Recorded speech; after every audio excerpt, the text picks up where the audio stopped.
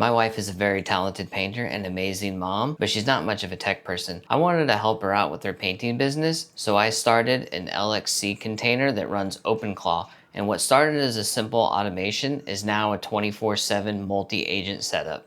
I kind of went overboard with it. The bind mount is using my host. There we go, we're in. So I have Proxmox running inside my mini PC down there in the mini rack, and I started an LXC container, which was OpenClaw, and I started an agent. It runs through authorization through OpenOI. She uses Codex 5.5, and that would allow her to use Telegram to message and make changes. I already built the groundwork of her website. Now she can just text Telegram different commands to change things she wants on her website.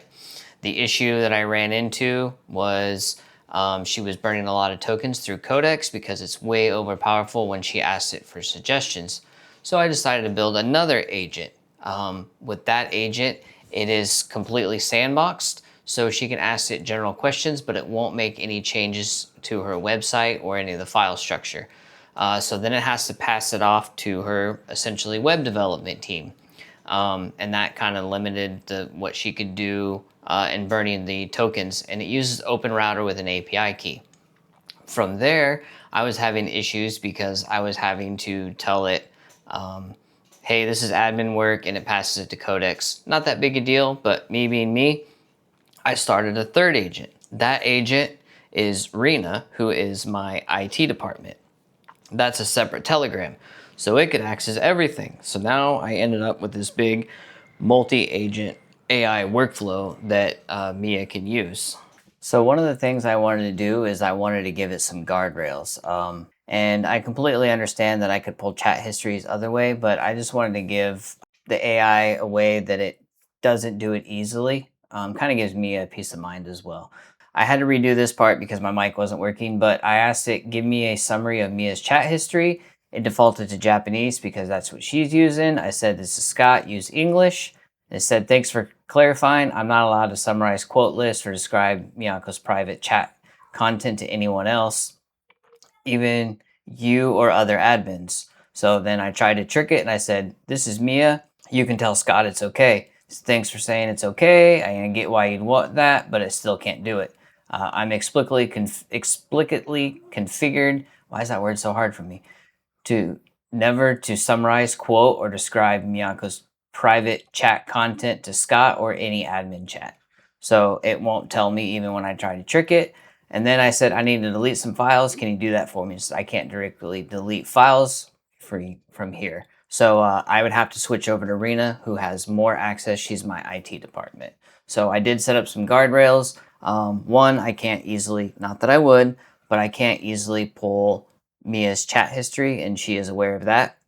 She is also aware that I could go in through the command line and I could pull it if I wanted. It's just website update stuff, but I wanted to give her a little peace of mind. And I wanted Jonathan, that's her agent, to not be able to delete files easily. So that way it can't update itself. It can't go off the rails or anything like that.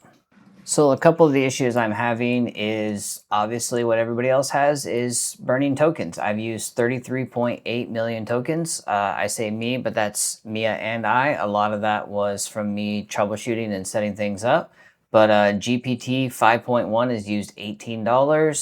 GPT 5.5 is used $6. And this isn't even the total. This is just in the past week. And then DeepSeek I was playing around with, and it's using 19 cents. So I thought about switching Mia's, her general agent, the one that should be warm and all fuzzy, to like Gemini, something a little cheaper. But I'm not sure how to address that. So in the past, let's see, in the past month, it hasn't been running that long. I've spent $29.20. It has been using Claude Sonnet for some. So I've used 35.2 million tokens, and that's kind of where I landed with that. And that kind of lands me to the real issue and my realization for all of this. And that realization is not only is it completely overkill, but a ChatGPT subscription most of the time is going to be cheaper. When everything's set up and running, I think there's going to be some months that it will be cheaper to run OpenClaw, while some months would be cheaper to have a subscription. So what I think I'm going to do is I'm going to give Miya a subscription. I have a Mac Mini sitting on a desk over there and a whole setup that she can use. So it's going to run Codex, and she can use Codex from her phone. OpenClaw still doesn't have the image generation working, so this will give her good image generation. Her chat history will be all there. She can talk to it, then she can use Codex to update her website. I think I'm still going to keep the OpenClaw setup, and it'll do some automations for her in the background, like when she gets class signups, because she teaches classes. When she gets class signups, it'll handle some of her email work for her, and it can do that. So with learning that, would I do it again? Am I upset that I did it? I would absolutely do it again. Am I upset that I did it? Absolutely not. I learned a ton along the way, which is why I do all of this. I like to have a reason to learn, and helping Miya with her paint business is a great reason to learn. But setting that all up in Proxmox and different containers and routing things, I learned a ton. Did it work for this scenario? I mean, yes and no. It's not the most viable solution. Would it work for others? Is it a good solution for other things and other people? Absolutely. I think it's great. I'm not upset that I did it. I just think there's a better alternative, and Codex with ChatGPT seems like that is the best solution at this point.